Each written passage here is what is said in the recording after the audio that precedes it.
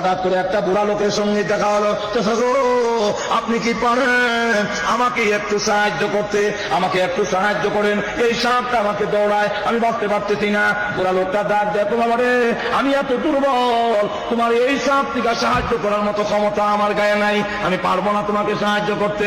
মালিক দিনার রহমাতুল্লাহ বলেন, ধরতে ধরতে আমি উঠলাম গিয়ে একটা পাহাড়ের টিলায়। পাহাড়ের টিলায় যে মাত্র উঠছি আর চিৎকার দিচ্ছি, কান্নার আওয়াজে একটা সুন্দর বিল্ডিং দেখা গেল। ওই বিল্ডিং এর ভিতর থেকে আমার ওই মেয়েটা, যেই মেয়েটা শুধু অবস্থায় মারা গিয়েছিল, এই মেয়েটা বের হয়ে আসছে, দৌড়ে এসে আমার কোলে উঠে গেছে, আমার গলায় জড়িয়ে ধরছে। আব্বা আপনি এখানে কেমনে? যে মাত্র মেয়েটা আমার কোলে উঠলো, এমনি টাকা দেখি সাপটা দাঁড়ায় গেছে, সাপ আর অগ্রসর হয় না। আমি ডাক দিয়ে বললাম, না গো, তুমি না মরে গেলা, তুমি তো ইন্তেকাল করলা, এখানে কোত্থেকে আসলা? মেয়েটা ডাক দেখো, আব্বা ওই যে বালাখানা, ছোট ছোট বাচ্চারা মারা যায়, এই অবস্থায় দুনিয়ার থেকে বিদায় করা হয়, তারা আল্লাহ রাব্বুল আলামিন এই বালাখানার ভিতরে হযরত ইব্রাহিম আলাইহিস সালামের কাছে হাজির করে। ইব্রাহিম আলাইহিস সালাম ছোট ছোট বাচ্চাগুলো নিয়ে খেলাধুলা করে। আব্বা আমি এই ঘরের ভিতরে ছিলাম, আপনার চিৎকার শুনে ঘরের ভিতর থেকে বের হয়ে আসলাম।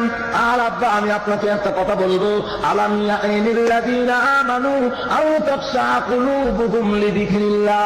বাবার মুখে হাত দিয়া বলেন, এখনো কি সময় আসে নাই? আয়াতটা পড়ে আর বাবাকে বলে, আয়াতের অর্থ হলো আলাম ইয়ানি, এখনো সময় আসে নাই, লিল্লাযীনা আমানু, যারা ঈমান এনেছো তোমাদের জন্য কি এখনো সময় আসে নাই?